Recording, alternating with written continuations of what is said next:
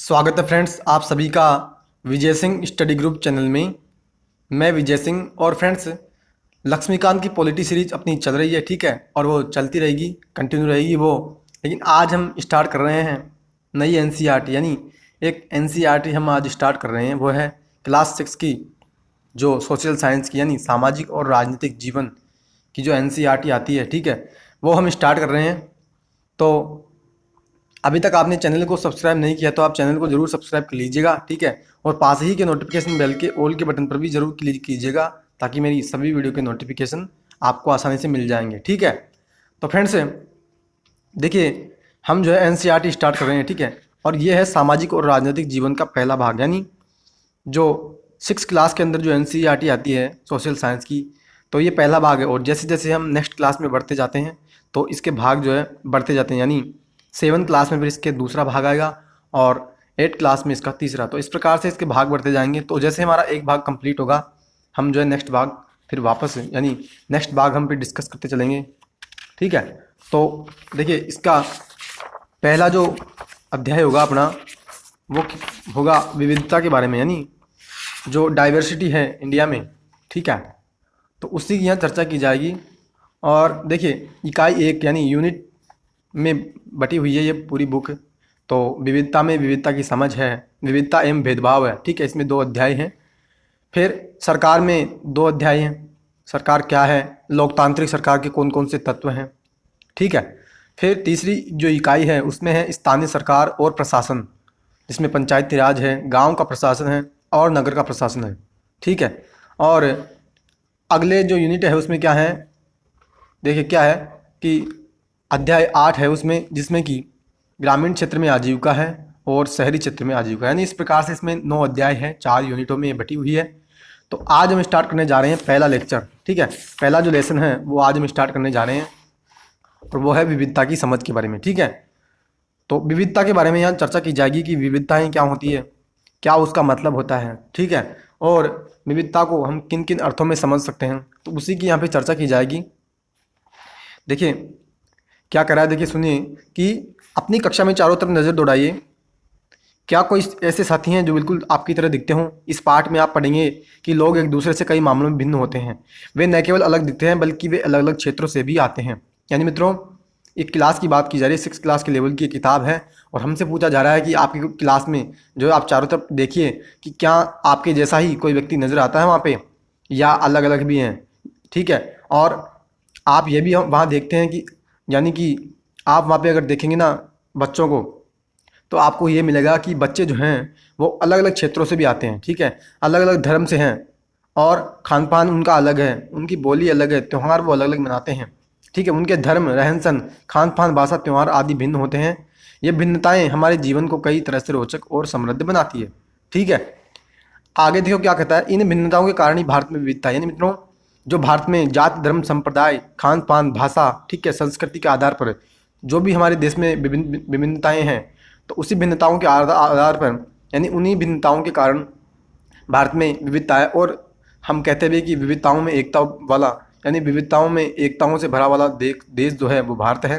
विविधता या अनेकता हमारे जीवन को किस तरह बेहतर बनाती है, भारत इतनी विविधताओं वाला देश कैसे बना, क्या सभी तरह की भिन्नताएं विविधता का ही भाग होती है। चलिए कुछ उत्तर पाने के लिए हम इस पाठ को पढ़ते हैं। यानी मित्रों, हमें इस बात में कुल मिलाकर आप ऐसा समझना, हमें विविधताओं के बारे में जानेंगे, यानी भारत में इतनी विविधताएं कैसे हैं, ठीक है, और इतनी विविधताओं के होने के बावजूद भी भारत एक कैसे है, तो उसी की यहाँ पे जो है चर्चा की जाएगी। देखिए क्या कह रहा है कि, कह रहा है आपकी उम्र के 3 बच्चों ने ऊपर दिए गए चित्र बनाए हैं, खाली बक्से में आप अपना चित्र बनाइए। यानी ये जो 3 चित्र तो आपकी उम्र के बच्चों ने बनाए हैं, ठीक है, हमारी उम्र के बच्चों ने बनाए हैं। 6 क्लास के लेवल की किताब है। 6 में जो बच्चे स्टडी करते हैं, तो उनके, यानी 6 में जो बच्चे स्टडी करते हैं ना, उनकी उम्र के बच्चों ने ये चित्र बनाए हैं। और इसमें ये कह रहा है कि ये जो खाली यहाँ बॉक्स है, इसमें आप भी अपना चित्र बनाइए, ठीक है। क्या आपका चित्र अन्य 3 चित्रों जैसा ही हो सकता है या उनसे अलग भी हो सकता है, ठीक है। ऐसा इसलिए कि हम सबका चित्रकारी करने का अपना अपना तरीका है।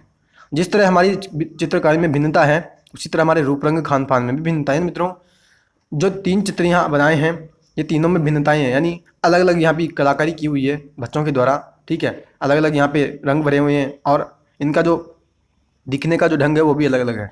तो चौथा जो आप चित्र बनाओगे वो भी जो है ज़रूरी नहीं कि इनके जैसा ही होगा, हो सकता है अलग भी हो। ठीक है, तो वही बात यहाँ पे की जाती है कि अलग अलग भिन्नताएं होती हैं, सभी एक जैसे नहीं होते। और आगे क्या कहता है सुनिए, आगे कहता है अपनी अध्यापिका की सहायता से ये पता कीजिए कि आप में से कितने साथियों के जवाब एक जैसे हैं। ठीक है, क्या कक्षा में कोई ऐसे साथी भी हैं जिसकी सूची आपकी सूची से हुबहू मिलती है? शायद नहीं हो। हालांकि ऐसा होगा कि कई साथियों के कुछ जवाब आपके जवाबों से मिलते जुलते होंगे। कितने साथियों को आपके जैसी किताब पढ़ना पसंद है? आपकी कक्षा के विद्यार्थी कुल मिलाकर कितनी भाषाएं बोलते हैं? इनसे अब तक आपको यह अंदाज़ा हो गया होगा कि कई मामलों में आप अपनी साथियों की तरह हैं और कई मामलों में आप उनसे अलग। यानी मित्रों, यहाँ पे जो कुछ हमसे पूछा जा रहा था ना कि बाहर जाते समय मैं पहनना पसंद करता हूँ, यानी मैं क्या पहनना पसंद करता हूँ बाहर जाते समय, या मैं घर में जो है क्या बात करता हूँ, मेरा पसंदीदा खेल कौन सा है। ठीक है, मुझे के बारे में किताब, यानी मुझे किसके बारे में किताब पढ़ना पसंद है। तो इनके बारे में, यानी इन चारों के बारे में आपको जो है एक लिस्ट बनानी है सभी बच्चों को। और सभी बच्चों की लिस्ट में जो है कौन कौन से, यानी जब वो लिस्ट बनाते हैं तो उनका क्या खेल समान होता है, या उनका जो यानी कि जो बात करते हैं वो उनकी समान होगी, बोली जो उनकी समान होगी। तो यहाँ पे ये कहना चाह रहा है कि अलग अलग उनकी बोली हो सकती है, उनकी भाषा भी हो सकती है, और वो जो लिस्ट बनाएंगे वो भी उनकी अलग अलग हो सकती है। आगे क्या कहता है सुनो, क्या ऐसे इंसान से दोस्ती करना आपके लिए आसान होगा जो आपसे बहुत भिन्न है? नीचे दी गई कहानी पढ़ें और इस बारे में सोचें। क्या कह रहा है मित्रों कि ऐसे इंसान से क्या दोस्ती करना हमारे लिए सरलता होगी जो हमारे से भिन्न है? यानी कि अगर हमारे, यानी एक वैसा ऐसा व्यक्ति अगर हमारे हुबहू है, यानी हमारी जो सोच है उसी के अनुसार अगर वो काम करता है तो उससे हम दोस्ती करेंगे। ठीक है, और अगर मान लीजिए कोई व्यक्ति हमारे से अलग है तो हम उससे दोस्ती करने में जो है हिचकिचाएंगे, यानी हमारी उससे दोस्ती होने में बहुत समय लग सकता है, हो सकता है हमारी उससे दोस्ती भी ना हो। तो नीचे दिए गए यहाँ पे फिर नीचे एक कहानी दी जा रही है। क्या कह रहा है, मैंने इसे एक मजाक की तरह लिया, मजाक जो कि फटे पुराने कपड़े पहने उस छोटे से लड़के के लिए था जो जनपद की भीड़ भाड़ वाले चौराहे की लाल बत्ती पर अखबार बेचता था। यानी मित्रों, एक बच्चा है, ठीक है, और वो फटे पुराने कपड़े पहन के अखबार बेच रहा है। आगे क्या कहता है, मैं जब भी वहाँ से साइकिल से गुजरता वह अंग्रेजी का अखबार हाथ में लहराते हुए मेरे पीछे भागता और उस दिन की सुर्खियों को हिंदी अंग्रेजी में मिले जुले शब्दों में चिल्लाकर सुनाता रहता। इस बार मैं पटरी के सहारे रुका और मैंने उससे हिंदी का अखबार मांगा। उसका मुँह खुला का खुला रह गया। उसने पूछा, मतलब आपको हिंदी आती है? बिल्कुल, मैंने अखबार के पैसे देते हुए कहा। यानी मित्रों, वो लड़का जो अखबार बेच रहा है वो हिंदी और अंग्रेजी दोनों में अखबार बेच रहा है। ठीक है, और वो अखबार जो बेचता है उसमें जो खबरें होती है उसको हिंदी और अंग्रेजी दोनों में, यानी हिंदी और अंग्रेजी कुछ मिले जुले, यानी स्पेशली तो उसको अच्छी तरह से नहीं आती उस अखबार बेचने वाले बच्चे को, लेकिन वो जो है मिला जुला करके हिंदी अंग्रेजी शब्दों का उपयोग करता है और फिर अखबार बेचता है। तो जैसे ही वो बच्चा था तो वो बच्चा क्या करता है, उससे अखबार मांगता है। अब अखबार मांगता है हिंदी का, तो वो पूछता है कि क्या आपको हिंदी की, यानी आपको क्या हिंदी भाषा आती है? तो बच्चा कहता है कि मेरे को बिल्कुल हिंदी भाषा आती है। फिर क्या कहता है सुनो, क्यों, तुमने क्या सोचा? वह रुका, पर आप लगते हो बड़े अंग्रेज हैं। वह बोला, मतलब कि आप हिंदी पढ़ भी सकते हो। यानी मित्रों, वो क्या कह रहा है कि मित्रों, जो अखबार बेचने वाला लड़का है ना, वो उस लड़के को ये बच्चा ऐसा लग रहा है कि अंग्रेज है और नहीं जानता होगा हिंदी बोलना। ठीक है, तो आगे क्या कहता है सुनो, हाँ बिल्कुल पढ़ सकता हूँ। इस बार थोड़ा अधीर होते हुए बोला, मैं हिंदी बोल सकता हूँ, पढ़ सकता हूँ और लिख भी सकता हूँ। मैंने स्कूल में दूसरे सब्जेक्ट के साथ हिंदी पढ़ी है। यानी ये बच्चा कह रहा है जो अखबार खरीद रहा है कि हाँ मैं बिल्कुल हिंदी बोल सकता हूँ और मैंने पढ़ी भी है स्कूल में अन्य सब्जेक्ट के साथ। यानी मैं हिंदी बोल भी सकता हूँ, लिख भी सकता हूँ और उसको जो है मैं पढ़ भी सकता हूँ। ठीक है, आगे देखो क्या कर रहा है, सब्जेक्ट उसने पूछा, अब जो कभी स्कूल नहीं गया उसको मैं क्या समझाता कि सब्जेक्ट क्या होता है। यानी मित्रों, उस बच्चे ने जब सब्जेक्ट का शब्द का उपयोग किया तो वो अखबार बेचने वाला जो लड़का है वो समझ नहीं पाया सब्जेक्ट का मतलब क्या होता है। उसने पूछा कि सब्जेक्ट का मतलब, वह पूछ रहा है वह कुछ होता है। मैंने शुरू किया ही था कि बत्ती हरी हो गई और मैंने पीछे गाड़ियों के हॉर्न का शोर जो सुना बढ़ गया। मैंने भी अपने आप को ट्रैफिक के साथ आगे बढ़ने दिया। ठीक है, यानी बत्ती फिर नीली हो गई और वो बच्चा आगे निकल गया, यानी ट्रैफिक शुरू हो गया। तो फिर वो जो अखबार खरीदने वाला बच्चा था वो भी आगे निकल गया। अगले दिन वह फिर से वहाँ पर था। वह मुस्कुरा रहा था और मेरी तरफ हिंदी का अखबार बढ़ाते उसने कहा, भैया आपका अखबार, आप बताइए ये सब्जेक्ट क्या चीज़ है। यानी मित्रों, दूसरे दिन वो फिर मिले और अखबार देने वाले लड़के ने उसको अखबार दिया हिंदी का, कहा कि भैया ये आपका अखबार लो हिंदी का, और अब मेरे को बताओ कि कल मैंने आपको जो सब्जेक्ट का मतलब पूछा, सब्जेक्ट का मेरे को मतलब नहीं समझ में आया, तो आप उसका मतलब समझाइए। तो क्या करा सुनो, अंग्रेजी का यह शब्द उसकी ज़बान पर अजीब लग रहा था। ऐसा लगा मानो अंग्रेजी में सब्जेक्ट शब्द का जो दूसरा अर्थ है प्रजा, उस अर्थ में वह उसका प्रयोग कर रहा है। यानी मित्रों अखबार देने वाले बच्चे ने सब्जेक्ट शब्द का उपयोग किया और जो बच्चा था जिसने अखबार लिया तो उसको ऐसा लगा कि ये जो सब्जेक्ट का शब्द है ना ये उसको बहुत अजीब लगा। फिर आगे देखो क्या करा है, ओहो ये कुछ पढ़ाई लिखाई से संबंधित है, मैंने कहा। ठीक है, उसके बाद चूंकि बत्ती लाल हो गई थी तो सब मैंने पूछा तुम कभी स्कूल गए हो? कभी नहीं, उसने जवाब दिया। फिर बात बढ़ाते हुए उसने गर्व से कहा मैं जब इतना ऊंचा था तभी से मैंने काम करना शुरू कर दिया। और उसने मेरी साइकिल की गद्दी के बराबर अपने आप को नापा। पहले मेरी माँ मेरे साथ आती थी लेकिन अब मैं अकेले ही कर लेता हूँ। मित्रों वो बच्चा कह रहा है कि पहले मेरी माँ के साथ भी मैं अखबार बेचता था लेकिन अब मैं अकेला ही अखबार बेच लेता हूँ। आगे कहता है अभी तुम्हारी माँ कहाँ है? मैंने पूछा। पर तब तक बत्ती हरी हो गई और मैं चल पड़ा। मैंने उसे अपने पीछे कहीं से चिल्लाते हुए सुना, वह मेरठ में है और उसके साथ बाकी ट्रैफिक के शोरगुल में डूब गया है। मित्रों उस लड़के ने पूछा, बच्चे ने अखबार लेने वाले कि भैया आपकी जो माँ है वो कहाँ है?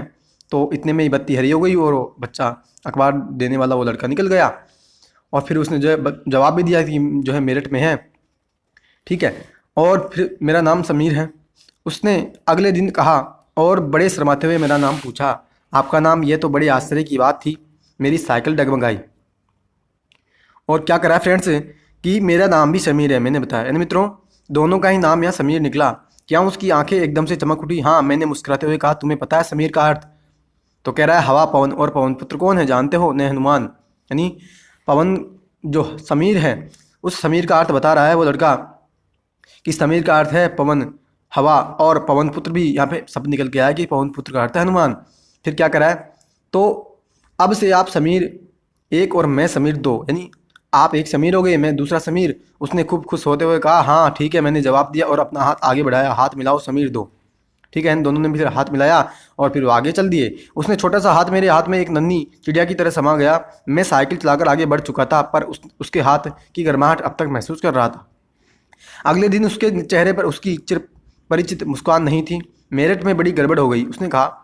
यानी मित्रों फिर वो अगले दिन मिले लेकिन वो अखबार बेचने वाला जो लड़का था उस पर जो है अब उसके चेहरे पर वो मुस्कान नहीं थी। क्यों? कि मेरठ में कोई गड़बड़ हो गई थी। क्या? उसने कहा वहाँ दंगे हुई और वहाँ बहुत लोग मारे गए। मैंने मुख्य अखबार की सुर्खियों की तरफ देखा। बड़े बड़े अक्षरों में लिखा था सांप्रदायिक दंगे। यानी मित्रों मेरठ में सांप्रदायिक दंगे हुए और सांप्रदायिक दंगों के कारण जो बहुत से लोग मारे गए। तो जो अखबार देने वाला लड़का था उसके चेहरे पर जो हंसी खुशी नहीं थी। ठीक है, और जो लेने वाला बच्चा था अखबार तो उसने भी सुर्खियों को पढ़ा अखबार को और उसमें देखा कि सांप्रदायिक दंगे हुए हैं। क्या कह रहा आगे, लेकिन समीर मैंने शुरू किया ही था। यानी वो लड़का कह ही रहा था कि आगे क्या हुआ, मैं मुस्लिम समीर हूँ, वह बोल पड़ा। ठीक है, और मेरे सभी लोग मेरठ में हैं। उसकी आंखें भर आई जब मैंने उसके कंधे पर हाथ रखा। उसने नज़र ऊपर नहीं उठाई। यानी मित्रों वो जो लड़का है ना अखबार देने वाला वो लड़का समीर है लेकिन वो मुस्लिम धर्म से संबंधित है। ठीक है, और उसके जो जितने भी परिवार वाले हैं वो सभी मेरठ में रहते हैं और वहाँ सांप्रदायिक दंगे हुए हैं। तो इस कारण से जो उसकी आंखें फिर भर आई और जो अखबार लेने वाला लड़का है उसने जो उसके कंधे पर हाथ रखा और फिर हाथ रखने के बाद उसने जो फिर यानी उस लड़के ने नज़र नहीं उठाई, उसकी तरफ देखा नहीं। फिर आगे क्या करा, देखो समीर एक और समीर दो में कोई तीन अंतर से लिखिए। क्या ये अंतर अपने दोस्त बनने से रोक पाए? यानी मित्रों समीर एक समीर और दूसरे समीर इन दोनों में तीन अंतर की यहाँ पे बात कर रहा है कि एक तो मुस्लिम धर्म से संबंधित है। ठीक है, दूसरा उनका रहन सहन अलग होगा, उनकी भाषाएं अलग होगी, खान पान भी उनका अलग हो सकता है। ठीक है, आगे हम चले क्या करा, देखो कह रहा है अगले दिन वह चौराहे पर नहीं था, न उसके अगले दिन वह दिखा और न ही आगे फिर। यानी मित्रों दंगे क्या हुए कि वो जो अखबार बेचने वाला लड़का था वो फिर दिखना ही बंद हो गया, अखबार देने वो बंद हो गया। और अंग्रेजी या हिंदी का कोई अखबार मुझे नहीं बता सकता कि मेरा समीर दो आखिर कहाँ चला गया। यानी मित्रों वो बच्चा ढूंढ रहा है कि वो जो समीर दूसरा था अखबार देने वाला वो आखिर चला कहाँ गया। ठीक है, और मित्रों पोयली सेन गुप्ता की कहानी द लाइन चेंज पर आधारित है। मित्रों ये कहानी उठाई गई है पोयली सेन गुप्ता की है। ठीक है, आगे क्या कहता सुनो, कह रहा है जहाँ समीर एक को अंग्रेजी ज़्यादा अच्छी आती थी वहीं समीर दो हिंदी बोलता है। हालांकि दोनों की भाषाएं अलग हैं फिर भी दोनों एक दूसरे से बात कर पाए। यानी मित्रों मैंने आपको बताया था कि अंतर हमें से पूछा जा रहा था तो ये यहाँ पे कह रहे हैं कि एक तो वो जो समीर है जो अखबार लेने वाला है वो हिंदी में बोलता था, अखबार देने वाला जो है वो अंग्रेजी में बोलता था। ठीक है, फिर भी दोनों ने एक दूसरे से बात की, उन्होंने एक दूसरे के लिए प्रयास किया क्योंकि उनके लिए बात करना महत्वपूर्ण था। समीर एक और समीर दो की धार्मिक और सांस्कृतिक पृष्ठभूमि अलग है। मैंने आपको बताया था कि उनकी धर्म और संस्कृति अलग है, यानी एक तो वो धर्म से अलग है, यानी वो दोनों अलग अलग धर्म से है, और संस्कृति यानी उनकी संस्कृति भी अलग है। जहाँ समीर हिंदू है वहीं समीर दूसरा मुसलमान है। दोनों में दोस्ती हुई क्योंकि दोनों दोस्त बनना चाहते थे। खान पान, पहनावा, धर्म, भाषा आदि की भिन्नताएं विविधता के पहलू है, यानी यहाँ की विविधता की बात कर रहा है कि उनकी खान पान, भाषा, पहनावा अलग अलग है, तो इस प्रकार से उनमें डाइवर्सिटी है। फिर क्या करा सुनो, अपनी विविध धार्मिक और सांस्कृतिक पृष्ठभूमियों के अलावा समीर एक और समीर दो कई अन्य मामलों में एक दूसरे से अलग थे। यानी मित्रों कह रहा है कि धार्मिक या सांस्कृतिक दृष्टि से हम देखें तो दोनों जो समीर थे वो दोनों अलग अलग थे, ठीक है। उदाहरण के लिए समीर एक ने स्कूल में पढ़ाई की जबकि समीर दो ने अखबार बेचा। यानी मित्रों एक समीर ने अखबार लेने वाले ने तो स्कूल में पढ़ाई की, जबकि जो अखबार देने वाला था उसने पढ़ाई नहीं की, वो अखबार बेचता था। समीर दो को स्कूल जाने का मौका मिला ही नहीं। आपने संभवतः अपने इलाके में ऐसे कई लोग देखे होंगे जो गरीब हैं, जिनकी भोजन, घर और कपड़े की जरूरतें पूरी नहीं हो पाती। ये फर्क उस फर्क से अलग है जिसके बारे में हमने पहले पढ़ा। यह विविधता का रूप नहीं है बल्कि गैर बराबरी का रूप है। मित्रों कह रहा है कि आपके भी आसपास आपने लोगों को ऐसा देखा होगा कि बच्चे गरीब होते हैं, वो स्कूल नहीं जा पाते, ठीक है। उनकी जो मूलभूत आवश्यकताएं होती है, चाहे रोटी, कपड़ा, मकान हो, तो वो पूरी नहीं हो पाती, ठीक है। तो आगे कहता है कि ये जो यहाँ पे जो फ़र्क हमने देखा है ना, ये फ़र्क वहाँ अलग है जो कि गरीब बच्चे होते हैं, ये तो वहाँ गैर बराबरी का फ़र्क दिखा रहा है। यानी यहाँ पर असमानताएं हैं उनके साथ। गैर बराबरी का मतलब है कि कुछ लोगों के पास नए अवसर है और नई ज़मीन या पैसे या संसाधन जो दूसरों के पास है, इसलिए गरीबी और अमीरी विविधता का रूप नहीं है, ये लोगों के बीच मौजूद असमानता यानी गैर बराबरी है। यानी मित्रों भाई मैंने बात कही, असमानता वहाँ पे नज़र हमको आ रही है कि आपके पास जो है यानी आपके इलाके में या आपके घर के आसपास जो बच्चे होते हैं उनको शिक्षा नहीं मिल पाती, उनको मूलभूत आवश्यकताएं नहीं मिल पाती। तो ये जो फ़र्क है ना, ये फ़र्क विविधता का फ़र्क नहीं है, ये फ़र्क तो असमानता है, यानी वहाँ इनइक्वलिटी वहाँ पर नज़र आ रही है हमारे को। आगे क्या कहता है सुनो, जाति व्यवस्था असमानता का एक और उदाहरण है। यानी मित्रों जाति के कारण भी इनइक्वलिटी समाज में हमें देखने को मिलती है। क्या कह रहा है, इस व्यवस्था में समाज को अलग अलग समूह में बांटा गया। यानी फ्रेंड्स जाति व्यवस्था ने हमारे समाज में लोगों को अलग अलग समूह में बांट दिया, ठीक है। इस बंटवारे का आधार था लोग किस किस तरह का काम करते हैं। लोग जिस जाति में पैदा होते हैं उसे बदल नहीं सकते, ठीक है। जाति व्यवस्था जो हमारे कास्ट सिस्टम हमारे जो है समाज में पनपी, ठीक है, वर्ण व्यवस्था का जिसने रूप लिया आगे जाकर के, तो वही कह रहे हैं कि जाति व्यवस्था कर्म के आधार पर बन गई, ठीक है, और जन्म के आधार पर भी फिर बन गई। यानी जिस जाति में जिसने पैदा लिया और जिस जाति में उसने जो काम किया वही जाकर के वो जो है उसने आगे जाकर के उसी काम को अपनाया। वैसे वर्तमान में देखें तो आज जो है अलग अलग जातियाँ अपना जो पारंपरिक पेशा होता था, अपना जो पारंपरिक व्यवसाय होता था उसको जो कम अपना रही है, लेकिन जाति व्यवस्था ऐसे ही आगे बढ़ी थी, ठीक है। आगे क्या कहता सुनो, समीर दो स्कूल क्यों नहीं जाता था? आपकी राय में अगर वह स्कूल जाना चाहता था क्या जा पाता? क्या यह सही है कि कुछ बच्चे स्कूल जा पाते हैं और कुछ नहीं जा पाते? इस पर चर्चा करो। यानी मित्रों समीर दूसरा जो मुस्लिम समुदाय से था वो स्कूल नहीं जा पा रहा था, ठीक है। तो क्या वो स्कूल यानी अगर वो स्कूल जाना चाहता था तो वो क्या जा पाता था क्या स्कूल? अगर वो जाना चाहता तो क्या वो जा पाता स्कूल? इसके बारे में हमसे पूछा जा रहा है, ठीक है। तो मित्रों वो अगर स्कूल जाना चाहता तो जा सकता था, लेकिन हो सकता है उसकी मजबूरी रही हो, उसके साथ कोई यानी आपको पता है वो अखबार बेचता था, तो हो सकता है वो गरीब है, ठीक है, उसके पास इतने पैसे नहीं हैं कि वो स्कूल जा पाए, स्कूल की फ़ीस भर पाए, यूनिफॉर्म है, इसके अलावा और भी जो है अन्य वहाँ पे फिर खर्चे होते हैं, इस कारण से जो है वो स्कूल नहीं जा पाया। आगे हम चर्चा करें क्या कर रहा है, देखो सुनो, अगर आप कुमार के घर में पैदा हो गई तो आपकी जाति कुमार की होती है और बस आप वही बनी रह सकती है, वही बन सकती थी, ठीक है। यानी मित्रों मैंने आपसे जो बताया था कि जाति में यानी जाति व्यवस्था जो हमारे देश में पनपी कि जिस जाति में कोई व्यक्ति जन्म लेगा और उस जाति में उस व्यक्ति का क्या काम है तो वही काम जो है वो करेगा आगे जाकर के। जैसे कुम्हार होते हैं वो मिट्टी के बर्तन बनाते हैं, ठीक है। इसके अलावा जो बार्बर होते हैं, नाई होते हैं, वो बाल काटने का काम करते हैं। तो और भी जो जातियाँ हैं वो अपना पारंपरिक पेशा अपनाती है। फिर कहता आगे कोई व्यक्ति जाति से जुड़ा अपना पेशा भी नहीं बदल सकता था, ठीक है। यानी जिस जाति में जन्म ले लिया उस जाति में ही उसको वही पैसा अपनाना पड़ेगा और वो पैसा बदल नहीं सकता था वो, इसलिए उस ज्ञान के अलावा किसी अन्य ज्ञान को हासिल करना जरूरी नहीं समझाता था। इससे गैर बराबरी पैदा हुई, आप इस बारे में अगले पाठों में पढ़ोगे। यानी मित्रों इसके कारण जो है समाज में एक गैर बराबरी का दर्जा उन लोगों को फिर मिलने लगा और असमानताएं समाज में पनपने लगी।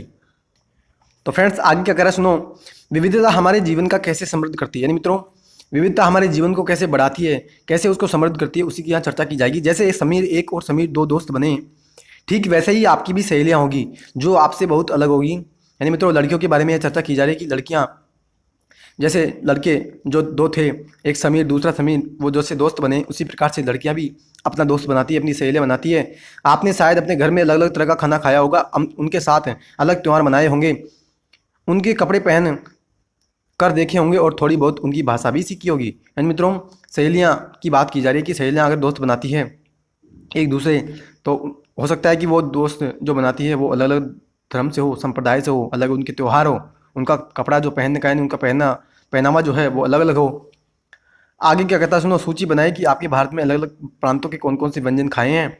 अपनी मातृभाषा के अलावा उन भाषाओं की भी सूची बनाइए जिनके आप कुछ शब्द भी जानते हैं। यानी मित्रों, भारत में है, यानी भारत के कौन कौन से प्रांतों में कौन कौन से व्यंजन हमारे देश में बनते हैं और आपने कौन कौन से उनमें से खाए हैं, उनकी आप सूची बनाओ। और कौन कौन सी मातृभाषाएं हैं और उस मातृभाषाओं के बारे में आप क्या जानते हो, यानी किस मातृभाषा के बारे में आपने कितने शब्द जानते हो, उसकी भी आप यहाँ पे सूची बनाइए। आगे क्या कह रहा है सुनो, आपको शायद तरह तरह के जानवरों, रानियों, साहसिक घटनाओं या भूतों की कहानियाँ पसंद होगी। संभव है कि आपको खुद कहानी बनाना भी पसंद होगा। एक अच्छी कहानी पढ़ने से हमेशा खुशी मिलती है, उसको पढ़कर और ज़्यादा कहानियाँ बनाने के लिए नए नए विचार मिलते हैं। जो लोग कहानियाँ लिखते हैं वे विभिन्न स्रोतों, किताबों, वास्तविक जीवन और कल्पनाओं से प्रेरणा देते हैं। मित्रों, अपनी बात यहाँ की जा रही है कि हो सकता है आपको अलग अलग कहानियाँ, चाहे रानियों की हो, जानवरों की हो, ठीक है, भूतों की कहानियाँ आपको पसंद होगी। और हो सकता है कि जो कहानियाँ लिखते हैं ना, वो भी अलग अलग स्रोतों से या अलग अलग किताबों से ही प्रेरणा लेकर के कहानियाँ लिखते हैं। आगे क्या करा सुनो, कुछ लोग जंगल में जानवरों के नज़दीक रहे, यानी कुछ लोग जंगल में भी रहे थे, जैसे पुराने समय में या जब पारंपरिक जो समय था उसमें जो हमारे ऋषि मुनि होते थे वो जंगलों में अपना समय बिताते थे और उन्होंने जानवरों की दोस्ती व लड़ाइयों के बारे में कहानियाँ लिखी। कुछ अन्य लोगों ने राजा रानियों के वृत्तांत पढ़कर प्यार और सम्मान के किस्से लिखे, ठीक है। कुछ ने अपने बचपन की यादों में गोते लगाए, स्कूल और दोस्तों की मधुर यादों से निकाल कर कुछ साहस की कहानियाँ लिखी है मित्रों। कुछ ने जो है जंगल के बारे में कहानियाँ लिखी, कुछ ने जो है अपनी दोस्ती के बारे में, जो अपने बचपन में कोई दोस्त हुआ करते थे उनके बारे में कहानियाँ लिखी, कुछ ने जो है बचपन की यादों में लिखा।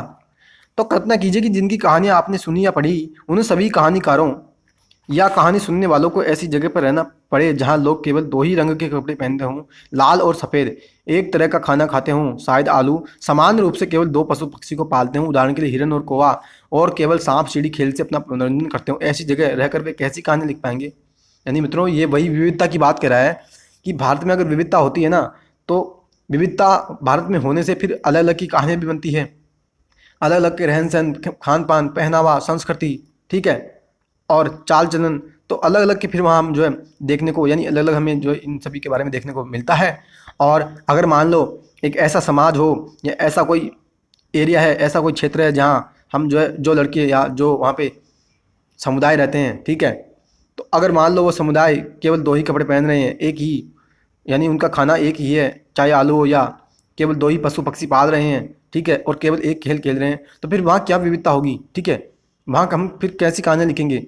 कुल मिलाकर कहानियाँ को जो, यानी कहानियाँ को जो भी विषय वस्तु होगी, जो भी कहानियों की थीम होगी, वो कुल मिलाकर के एक ही विषय वस्तु पर जाकर के घूमेगी, ठीक है, तो ज़्यादा वहाँ विविधता नहीं बन पाएगी, ठीक है।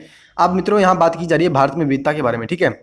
भारत विविधताओं का देश है, हमें विभिन्न भाषाएं बोलते हैं, विभिन्न प्रकार का खाना खाते हैं, अलग अलग त्यौहार मनाते हैं, सही है, हम विभिन्न प्रकार का खाना खाते हैं। दक्षिण भारत में जो है अलग खाना है, उत्तर भारत में अलग खाना है, ठीक है, उत्तर भारत में और दक्षिण भारत में संस्कृतियाँ अलग अलग है और हम अलग त्यौहार मनाते हैं, ठीक है, और विभिन्न विभिन्न धर्मों का पालन करते हैं। लेकिन गहराई से सोचें तो वास्तव में हम एक ही तरह की चीज़ करते हैं और केवल हमारे करने के तरीके अलग अलग हैं। यानी मित्रों, अगर वास्तव में हम देखेंगे ना, हो सकता है कि हमारे देश में, यानी हमारे देश में बिल्कुल विविधता हमारे देश में बनी हुई है, लेकिन क्या ये कहना चाह रहा है कि अगर हम वास्तव में देखेंगे तो हम एक ही काम कर रहे हैं, लेकिन हमारे जो है काम करने के तरीके अलग अलग हैं। और मित्रों, आगे क्या कहता है सुनो, हम विविधता को कैसे समझें, ठीक है। करीब 200-225 वर्ष पहले जब रेल, हवाई जहाज, बस और कार हमारे जीवन का हिस्सा नहीं थे, तब भी लोग संसार के एक भाग से दूसरे भाग की यात्रा करते थे। यानी मित्रों, जब 200 से 225 साल पहले हमारे देश में रेल नहीं थी, हवाई जहाज नहीं थे, बसें नहीं थी, कारें नहीं थी, यानी इतना जो है औद्योगिक क्रांति नहीं हुई थी, तब भी तो हम एक स्थान से दूसरे स्थान पर जाते थे घूमने के लिए। वे पानी के जहाज में घोड़े या ऊँट पर बैठ कर जाते थे और या फिर पैदल चल के जाते थे, ठीक है। अक्सर ये यात्राएं खेती और बसने के लिए नई जमीन की तलाश में या फिर व्यापार के लिए की जाती थी। चूंकि यात्रा में बहुत समय लगता था, इसलिए लोग नई जगह पर अक्सर काफ़ी लंबे समय तक ठहर जाते थे। ठीक है, यानी मित्रों हम जो है घोड़े लेकर के या ऊँटों पर बैठ करके अगर जा रहे हैं तो बहुत समय हमें जाने में वहाँ लगेगा और आने में भी लगेगा, तो ज़्यादा दिन फिर हम जो है लगते थे, तो फिर वहाँ जो जाकर के हम जो है कुछ दिनों के लिए बस भी जाते थे। फिर कहते हैं कि इसके अलावा सूखे और अकाल के कारण भी हम कई बार लोग अपना घर बार छोड़ देते थे, यानी सूखा और अकाल कई बार पड़ा। 1943 में भी अकाल पड़ा, तो ऐसे ही जब अकाल और सूखे पड़ते थे तो हम जो उस स्थान को छोड़ करके दूसरे स्थान पर चले जाते थे। तो आगे क्या कहता है कि उन्हें जब पेट भर खाना तब तक नहीं मिलता था तो वे नई जगह जाकर बस जाते थे। कुछ लोग काम की तलाश में और कुछ युद्ध के कारण घर छोड़ देते। यानी मित्रों कारण बता रहा है कि यानी अकाल पड़ जाता तो हमें खाना भी नहीं मिल पाता था, और जो है कई बार युद्ध हो जाते थे, तो कई बार हम काम की तलाश में ही निकल पड़ते थे दूसरी जगह रहने के लिए। ठीक है, लोग जब नई जगह में बसना शुरू करते थे तो उनके रहन सहन में थोड़ा बदलाव आ जाता था। कुछ चीज़ें वे नई जगह की अपना लेते थे और कुछ चीज़ों में पुराने ढर्रे पर ही चलते थे। यानी मित्रों जब हम दूसरे स्थान पर जाकर के रहने लगते थे तो वहाँ की कुछ चीज़ें हम अपना लेते थे, या फिर हमारी जो कुछ अपनी ही संस्कृति है उस संस्कृति को ही हम जो है फॉलो करते थे। इस तरह उनकी भाषा, भोजन, संगीत, धर्म आदि में नए और पुराने का मिश्रण होता रहता था। ठीक है, उनकी संस्कृति और नई जगह की संस्कृति में आदान प्रदान होता और धीरे धीरे एक मिश्रित यानी मिली जुली संस्कृति उभरती। यानी मित्रों हम जब दूसरे स्थान पर जाकर के रहते तो या तो हम वहाँ की संस्कृति को अपना लेते, यानी वहाँ की थोड़ी हमने संस्कृति अपनाई, थोड़ी हमारी संस्कृति है, तो इस प्रकार से जो फिर संस्कृति आगे जो उभरती थी, वो जो संस्कृति होती थी वो होती थी मिश्रित संस्कृति, यानी दोनों का वहाँ फिर मिला जुला रूप हमारे को देखने को मिलता था। आगे क्या कहता है, कह रहा है अगर अलग अलग क्षेत्रों का इतिहास हम देखें तो हमें पता लगेगा किस तरह विभिन्न सांस्कृतिक प्रभावों ने वहाँ के जीवन और संस्कृति को आकार देने में योगदान दिया। इस तरह से कई क्षेत्र अपने विशिष्ट इतिहास के कारण विविधता संपन्न हो जाते थे। यानी मित्रों हम अलग अलग क्षेत्रों का इतिहास देखेंगे ना तो हमें ये पता लगेगा कि वहाँ के सांस्कृतिक प्रभाव है, ठीक है, वहाँ सांस्कृतिक प्रभावों ने वहाँ जीवन में किस प्रकार से योगदान दिया, वहाँ संस्कृति को बनाने में कैसा योगदान दिया। और आगे क्या कहता है, ठीक इसी प्रकार लोग अलग अलग तरह की भौगोलिक स्थितियों से किस प्रकार सामंजस्य बिठाते हैं उससे भी विविधता संपन्न होती है। उदाहरण के लिए समुद्र के पास रहने में और पहाड़ी इलाकों में रहने में यह बड़ा फर्क है। ठीक है, न केवल वहाँ के लोगों के कपड़ों और खान पान की आदतों में फ़र्क होगा बल्कि जिस तरह का काम वे करेंगे वे भी अलग होंगे। यानी मित्रों कि भौगोलिक जो विविधताएं होती है, यानी हमारे देश में अलग अलग जगहों पर हम जाते हैं तो वहाँ अलग अलग हमें विविधताएं देखने को मिलती है, चाहे हम खान पान में देखते हों या कपड़ों में देखते हों। ठीक है, या वो जो काम करेंगे वो भी अलग अलग उनका काम होगा। शहरों में अक्सर लोग ये भूल जाते हैं कि उनका जीवन उनके भौतिक वातावरण से किस तरह गहराई से जुड़ा हुआ है। ऐसा इसलिए शहरों में लोग विरले ही अपनी सब्जी या अनाज उगाते हैं, वे इन चीज़ों के लिए बाजार पर ही निर्भर रहते हैं। मित्रों शहर में जब एक बार व्यक्ति चला जाता है ना तो उसको ये नहीं पता रहता कि जो है हम वातावरण से कैसे जुड़े हैं। ठीक है, हम वातावरण से बहुत गहराई से जुड़े होते हैं, लेकिन शहर वाले जो व्यक्ति होते हैं उनको ज़्यादातर ये मालूम नहीं होता, क्योंकि वो जो है उन्होंने जो है वातावरण से कभी जो है यानी उन्होंने वातावरण में उन्होंने ज़्यादा काम नहीं किया, क्योंकि उन्होंने सब्जियां नहीं उगाई, उन्होंने कृषि काम कभी नहीं किया, और ज़्यादातर तो वो बाज़ार पर ही निर्भर रहते हैं। लेकिन गाँव में जो व्यक्ति होते हैं ज़्यादातर अपने ग्रामीण परिवेश में थोड़ी बहुत जो भी अपनी उनकी ज़रूरतें होती है वो उनकी ज़रूरतों को स्वयं ही पूरा कर लेते हैं। आइए भारत के दो भागों लद्दाख और केरल के उदाहरण के जरिए ये समझने की कोशिश करें कि किसी क्षेत्र की विविधता पर उसके ऐतिहासिक और भौगोलिक कारकों का क्या असर पड़ता है। यानी मित्रों यहाँ दो क्षेत्रों की बात की जा रही है कि हमने बात की थी कि भौगोलिक विविधताएं भी हमारे देश में हम देखते हैं और उसके कारण हम जो है रहन सहन, खान पान, ठीक है, और कपड़ों में भी हम विविधता देखते हैं। तो उसी की यहाँ पे चर्चा की जाएगी। लद्दाख और केरल का यहाँ उदाहरण दिया जा रहा है और इन दोनों उदाहरणों के माध्यम से हम ये समझेंगे कि इन दोनों क्षेत्रों में जो है कौन कौन सी विविधताएं ऐतिहासिक या भौगोलिक कारकों के कारण बनी है। ठीक है, तो फ्रेंड्स आगे क्या कहता है, देखो एटलस में भारत का नक्शा देखो और उसमें ढूंढो कि दोनों क्षेत्र लद्दाख और केरल कहाँ पर है। इन दोनों क्षेत्रों की भौगोलिक स्थितियाँ, वहाँ के भोजन, कपड़े, व्यवसाय, पैसे को कैसे प्रभावित करती है उनकी सूची भी बनाओ। यानी मित्रों एटलस जो आती है, यानी एटलस का मतलब होता है जो, यानी मित्रों आप तो जो है बड़े या जो भी 6th क्लास का ही क्यों नहीं बच्चा इस वीडियो को देख रहा हो तो सभी के लिए मैं ये मानकर चल रहा हूँ। एटलस का मतलब होता है जो हम यानी कि जो नक्शा की पुस्तिका आती है ना, जो मैप की पुस्तिका आती है, उसमें हमें ढूंढना है कि नक्शा, भारत का जो नक्शा है उसमें लद्दाख कहाँ है और केरल कहाँ है। ठीक है, तो मित्रों आगे क्या कहता है, देखो लद्दाख की यहाँ पिक्चर बताई जा रही है। यह लद्दाख है, पहाड़ियों वाला इलाका है। ठीक है, और हाल ही में तो इसको केंद्र शासित प्रदेश का भी सरकार के द्वारा दर्जा दिया गया। ठीक है, लद्दाख जो है रेगिस्तानी इलाका है, जम्मू और कश्मीर के पूर्वी हिस्से में है। ठीक है, यहाँ पर बहुत ही कम खेती संभव है क्योंकि इस क्षेत्र में बारिश बिल्कुल नहीं होती और यह इलाका हर वर्ष काफ़ी लंबे समय तक बर्फ से ढका रहता है। यानी मित्रों इस क्षेत्र में जो है वर्षा नहीं होती और यहाँ जो है बर्फबारी होती है, जिसके कारण खेती नहीं होती। इस क्षेत्र में बहुत ही कम पेड़ उग पाते हैं। पीने के लिए पानी लोग पीने के पानी के लिए लोग गर्मी के महीनों में पिघलने वाली बर्फ पर निर्भर रहते हैं। मित्रों गर्मियों में जो बर्फ पिघलती है ना, उस बर्फ का उपयोग करते हैं मित्रों लोग वहाँ पीने के पानी के लिए। वहाँ जो है बर्फ का भी उपयोग करते हैं। बर्फ जब पिघलती है तो वो पानी में बदल जाती है और पानी का वो उपयोग करते हैं पीने के लिए। यहाँ के लोग एक खास किस्म की बकरी पालते हैं जिससे पश्मीना ऊन निकलता है। मित्रों एक पश्मीना जो है बकरी यहाँ पे पाली जाती है लद्दाख में, वहाँ से जो पश्मीना ऊन वहाँ मिलता है। यह ऊन कीमती है, इसलिए पश्मीना शॉल बड़ी महंगी होती है। मित्रों इस बकरी की जो ऊन निकलती है ना, उस ऊन का बहुत ही ज़्यादा मूल्य होता है और उस ज़्यादा मूल्य के कारण वहाँ एक शॉल भी बनती है, पश्मीना शॉल। तो बहुत ही यानी वो बहुत ही महंगी मिलती है। लद्दाख के लोग बड़ी सावधानी से इस ऊन को इकट्ठा करके कश्मीर के व्यापारियों को बेच देते हैं। मुख्यतः कश्मीर में ही पश्मीना शॉलें बुनी जाती है। यानी मित्रों इस जो ऊन है पश्मीना ऊन, उसको बेच देते हैं कश्मीर के व्यापारियों को और व्यापारी क्या करते हैं फिर उसका निर्माण करते हैं शॉल बनाने में, यानी उसका उपयोग करते हैं शॉल बनाने में और फिर वो महंगी बेची जाती है। यहाँ के लोग दूध से बने पदार्थ जैसे मक्खन, चीज़ एवं मांस खाते हैं। हर एक परिवार के पास कुछ गाय, बकरी और याक होती है। यानी मित्रों यहाँ जो परिवार होते हैं उनके पास जो हर एक परिवार के पास गाय है, बकरी है और याक जो पहाड़ी बैल होते हैं। ठीक है, और जो वहाँ के जो लोग होते हैं वो मांस, मक्खन, चीज़ खाते हैं। रेगिस्तानी होने का यह मतलब नहीं है कि व्यापारी यहाँ आने के लिए आकर्षित नहीं हुए। यानी मित्रों वहाँ जो रेगिस्तानी इलाका है लद्दाख का, इसका मतलब ये नहीं है कि व्यापारी यहाँ नहीं आए, व्यापारी भी यहाँ आए। उसके बारे में आगे करें। लद्दाख तो व्यापार के लिए एक अच्छा रास्ता माना गया। कह रहा है कि लद्दाख में जो है लद्दाख जो है व्यापार के लिए अच्छा रास्ता माना गया क्योंकि यहाँ कई घाटियाँ हैं और यहाँ से जो काफिले गुजरते हैं। ठीक है, और वो काफिले जो होते हैं वो काफिले अपने साथ मसाले, कच्चा रेशम, दरिया लेकर के चलते हैं। फिर क्या करा, लद्दाख के रास्ते ही बौद्ध धर्म तिब्बत पहुँचा था।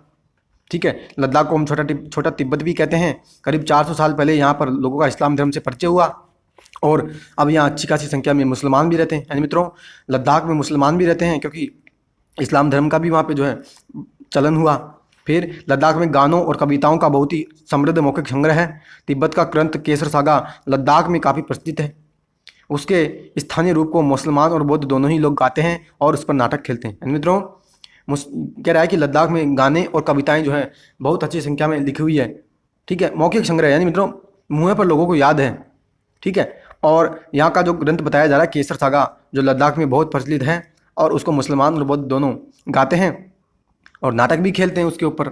ठीक है, और मित्रों यहाँ पश्मीना शॉल जो बुनाई होती है उसके बारे में चर्चा की जा रही है। पश्मीना शॉल बुनती हुई औरतें, यानी मित्रों ये पश्मीना शॉल बुन रही है महिलाएं। आगे देखो, अब चर्चा की जा रही है केरल के बारे में। ठीक है, तो क्या कह रहा है देखो सुनो। केरल भारत के दक्षिणी पश्चिमी कोने में बसा राज्य है। सही है, यह एक तरफ समुद्र से घिरा हुआ है और दूसरी तरफ पहाड़ियों से। इन पहाड़ियों पर विविध प्रकार के मसाले जैसे काली मिर्च, लौंग, इलायची आदि उगाए जाते हैं। इन मसालों के कारण यह क्षेत्र बहुत व्यापारियों के लिए बहुत ही आकर्षक बना। यानी मित्रों आपने भी सुना होगा कि जब 1498 में जब यहाँ पे वास्को डी गामा पहुँचा था कालीकट पर, ठीक है, तो उसी की यहाँ पे चर्चा की जाती है। और मित्रों यहाँ पे जो मसालों का बहुत व्यापार किया जाता है। यानी मित्रों आप ऐसा समझना कि यमन जो थे वो यहाँ आते थे। ठीक है, और काली मिर्च के बदले वो जो है सोना देते थे भारतवासियों को। यानी काली मिर्च को काला सोना भी कहा जाता था। आप इस बात को याद रखिए, काली मिर्च को उस समय काला सोना भी कहते थे क्योंकि इतनी जो है इसकी मांग थी यूरोप में कि जो लोग हैं वो सोना दे रहे थे हमारे को और काली मिर्च ले रहे थे। ठीक है, क्योंकि मांस जो बनता है ना, मांस खाने में जो है इसका उपयोग बहुत ही ज़्यादा होता है काली मिर्च का। तो आगे देखो क्या कह रहा है। सबसे पहले अरबी और यहूदी व्यापारी केरल आए। ऐसा माना जाता है कि ईसा मसीह के धर्मदूत संत थॉमस लगभग 2000 साल पहले यहाँ आए। भारत में ईसाई धर्म लाने का श्रेय उन्हीं को जाता है। यानी मित्रों ईसाई जो आए थे ना भारत में, वो उसी की यहाँ चर्चा की जाएगी। जो जॉर्ज थॉमस थे वो लगभग 2000 साल पहले यहाँ भारत में आए। ठीक है, और मित्रों हिंदी यूनानी जो काल में ही यहाँ पे जो है ईसाई धर्म जो है भारत में आए थे। भारत में ईसाई धर्म लाने का श्रेय इन्हीं को जाता है। अरब से कई व्यापारी यहाँ आकर बस गए। इब्न बतूता ने जो करीब 700 साल पहले यहाँ आए, अपनी यात्रा वृत्तांत में मुसलमानों के जीवन का विवरण देते हुए लिखा कि मुसलमान समुदाय की यहाँ बड़ी इज्जत थी। यानी मित्रों इब्न बतूता था कौन, एक व्यापारी। ठीक, यानी एक जो यात्री था। ठीक है, और उसने एक रहला नामक किताब लिखी थी। तो वही बात कह रहा है कि उसने जो है अपना यात्रा वृत्तांत लिखा था उस किताब में, और कह रहा है कि मुसलमानों के बारे में वो बात कर रहा है कि मुसलमानों की यहाँ बहुत बड़ी जो है आबादी थी और मुसलमानों की यहाँ बहुत इज्जत भी थी। आगे देखो क्या कर रहा है, वास्को डी गामा पानी के जहाज से यहाँ पहुंचे तो पुर्तगालियों ने यूरोप से भारत तक का समुद्री रास्ता जाना। यानी मित्रों वास्को डी गामा जब 1498 में कालीकट पे पहुंचा तो उसके पहुंचने से फिर पुर्तगाली जो थे उन्होंने भारत तक का रास्ता भी जान लिया। यानी पुर्तगालियों ने फिर भारत का रास्ता जान लिया कि यूरोप से हम भारत कैसे जाएंगे। इन सभी ऐतिहासिक प्रभाव के कारण केरल के लोग विभिन्न धर्मों का पालन करते हैं, जिनमें यहूदी, इस्लाम, ईसाई, हिंदू और बौद्ध धर्म शामिल है। यानी मित्रों केरल में जो है बात की जा रही है कि केरल के जो लोग होते हैं ना वो एक धर्म से संबंधित नहीं है, बहुत धर्मों से संबंधित है, चाहे इस्लाम हो या ईसाई हो, हिंदू और बौद्ध धर्म भी वहाँ पे है। चीन के व्यापारी भी केरल आए। यहाँ पर मछली पकड़ने के लिए जो जाल इस्तेमाल किए जाते थे वे चीनी जालों से हूबहू मिलते हैं और उन्हें चीना वला कहते हैं। तलने के लिए लोग जो बर्तन इस्तेमाल करते हैं उसे चीना चट्टी कहते हैं। यानी मित्रों चीन के व्यापारी भी यहाँ घूमने आए थे, ठीक है। और जो यानी कि जो मछली पकड़ने के लिए जिस जाल का वो उपयोग करते थे ना वो चीनी जालों से मिलता था और उसको चीना वाला कह रहे हैं, ठीक है। और जो बर्तन वो लोग बनाते थे, बर्तन का जो इस्तेमाल करते थे उसको चीना चट्टा कह रहे हैं। इसमें चीन शब्द इस बात की ओर इशारा करता है कि उनकी उत्पत्ति कहाँ हुई होगी। केरल की उपजाऊ जमीन और जलवायु चावल की खेती के लिए बहुत उपयुक्त है। यानी मित्रों केरल की जो ज़मीन है वो चावल की खेती के लिए बहुत अच्छी मानी जा रही है और वहाँ के लोग अधिकतर लोग मछली, सब्जी और चावल ही खाते हैं, ठीक है। तो आगे मित्रों क्या करा है, केरल में मनाए जाने वाले त्यौहार ओणम का एक विशेष आकर्षण है नाव प्रतियोगिता। यानी मित्रों केरल में त्यौहार मनाया जाता है ओणम और तमिलनाडु में मनाया जाता है पोंगल, ठीक है। तो ओणम मनाया जाता है ना केरल में, तो उसमें एक विशेष खेल खेला जाता है और वो है नाव प्रतियोगिता। यानी नाव की वहाँ प्रतियोगिता की जाती है। आगे फ्रेंड्स क्या करा है सुनो कि जहाँ केरल कह रहा है जहाँ केरल और लद्दाख की भौगोलिक स्थितियाँ एक दूसरे से बिल्कुल अलग है, वहीं हम यह भी देखते हैं कि लोगों की दोनों क्षेत्रों के इतिहास में एक ही प्रकार के सांस्कृतिक प्रभाव है। यानी मित्रों केरल और लद्दाख जो है दोनों अलग अलग स्थान पर हैं, फिर भी जो हम ये देख रहे हैं कि दोनों क्षेत्रों में जो इतिहास के प्रभाव है, सांस्कृतिक जो प्रभाव हैं वो हमें देखने को मिल रहे हैं एक जैसे। दोनों ही क्षेत्रों को चीन और अरब से आने वाले व्यापारी ने प्रभावित किया। जहाँ केरल की भौगोलिक स्थिति ने मसालों की खेती संभव बनाई, वहीं लद्दाख की विशेष भौगोलिक स्थिति और उन्होंने व्यापारियों को अपनी ओर खींचा। यानी मित्रों जहाँ केरल में मसाले जो है यानी केरल में जो है मसाले ज़्यादा खेती की जाती है मसालों की, और मसाले जो है वहाँ पे यानी मसालों का वहाँ से ज़्यादा व्यापार हुआ। वहीं उसी प्रकार से लद्दाख में जो है ऊन ने यानी लद्दाख में व्यापारियों का जो है ध्यान खींचा ऊन ने, ठीक है। इसी तरह पता चलता है किसी भी क्षेत्र के सांस्कृतिक जीवन का उसके इतिहास और भूगोल से क्या गहरा रिश्ता होता है। यानी मित्रों किसी क्षेत्र के सांस्कृतिक जीवन का इतिहास और भूगोल से कितना गहरा रिश्ता है, ठीक है, कितना उसका संबंध है, उसके बारे में यहाँ बता रहे हैं। विविध संस्कृतियों का प्रभाव केवल बीते हुए कल की बात नहीं है, हमारे वर्तमान जीवन का आधार ही काम के लिए एक जगह से दूसरी जगह जाना है। यानी मित्रों जो है हम काम के लिए एक जगह से दूसरी जगह जाते रहते हैं। हर एक कदम के साथ हमारे सांस्कृतिक रीति रिवाज और जीने का तरीका धीरे धीरे उस नए क्षेत्र का हिस्सा बन जाते हैं जहां हम पहुंचते हैं। मित्रों जहां हम फिर रहने लग जाते हैं तो हमारी संस्कृति भी जो है वहां पहुंचने लग जाती है। ठीक इसी तरह अपने पड़ोस में हम अलग अलग समुदाय के लोगों के साथ रहते हैं। अपने रोजमर्रा के जीवन में हम मिलजुल कर काम करते हैं और एक दूसरे के रीति रिवाज और परंपराओं में घुल मिल जाते हैं, ठीक है। आगे कहता है देखो विविधताओं में एकता की बात कही जा रही है कि भारत की विविधता या अनेकता को उसकी ताकत का स्रोत माना गया है। जब अंग्रेजों का भारत पर राज था तो विभिन्न धर्म, भाषा और क्षेत्र की महिलाओं और पुरुषों ने अंग्रेजों के खिलाफ मिलकर लड़ाई लड़ी थी। यानी मित्रों क्या करा है, भारत के स्वतंत्रता आंदोलन की यह बात की जा रही है कि जब भारत के आज़ादी के लिए हम लड़ाई लड़ रहे थे तो हमने देखा कि चाहे हिंदू धर्म हो चाहे मुस्लिम धर्म हो, दोनों ने जो है कंधे से कंधा मिला करके भारत की आज़ादी में साथ दिया था।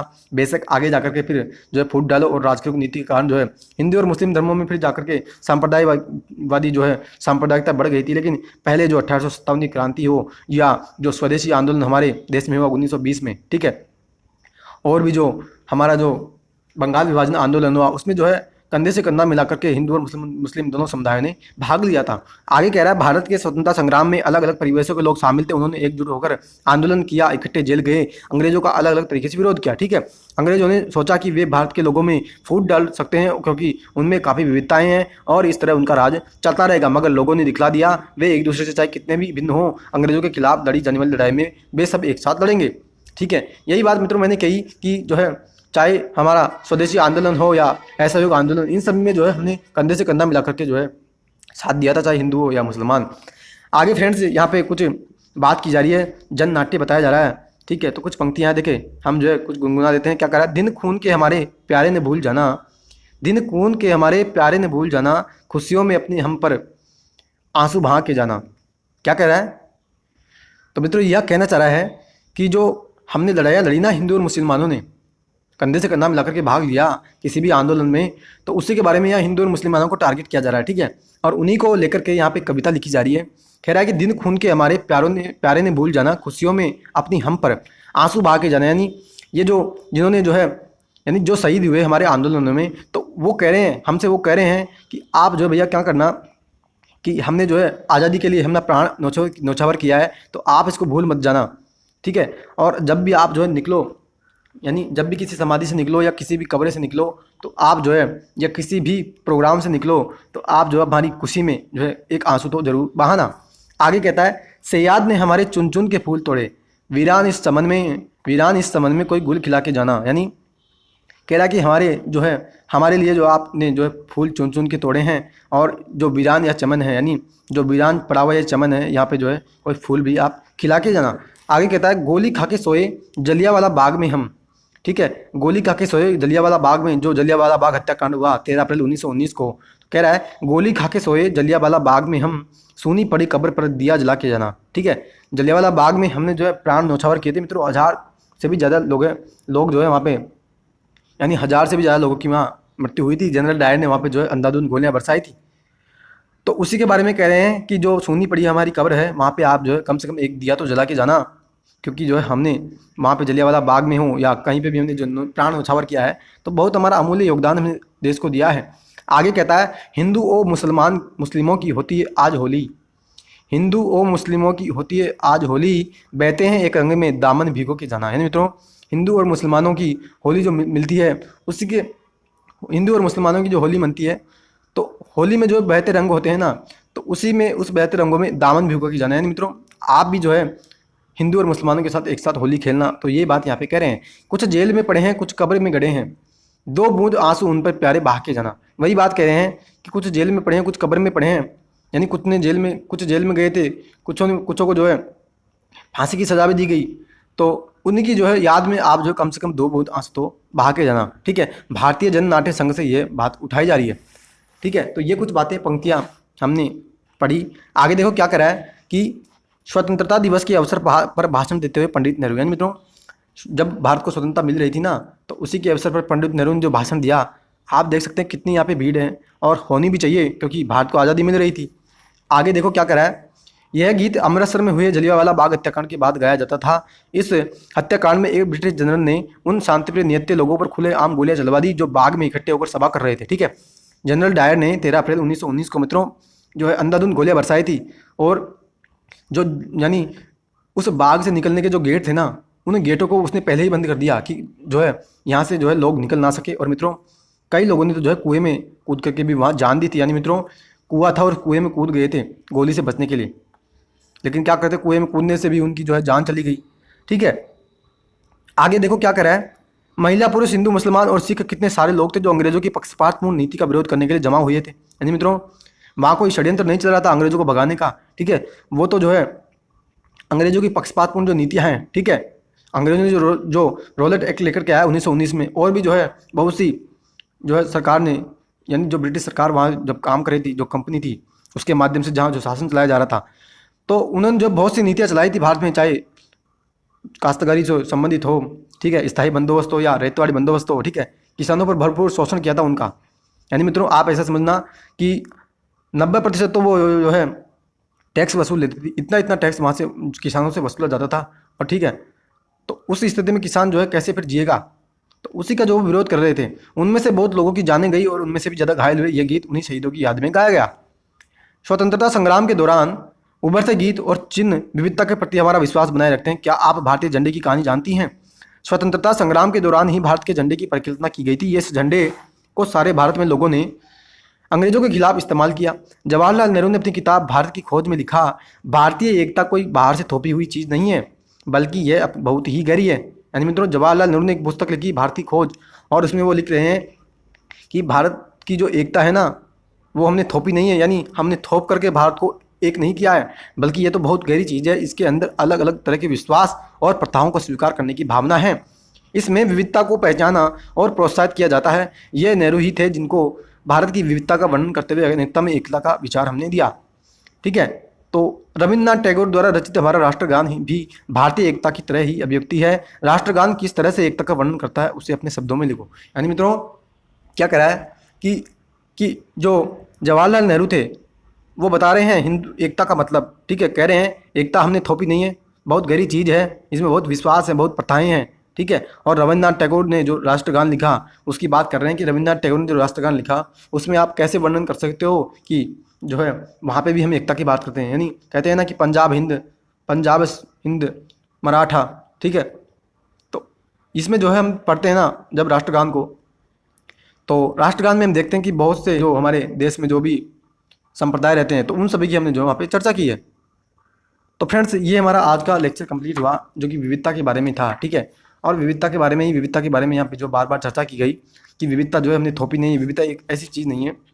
विविधता में बहुत से हम चीज़ों को देखते हैं, चाहे सांस्कृतिक हो, धार्मिक हो, ठीक है, रहन सहन, खान पान, पहनावा, इन सभी के आधार पर विविधताएँ होती है। और जो है चाहे भौगोलिक विविधताएँ क्यों नहीं हो, चाहिए यानी कि चाहे उत्तरी भारत हो चाहे दक्षिणी भारत हो, ठीक है।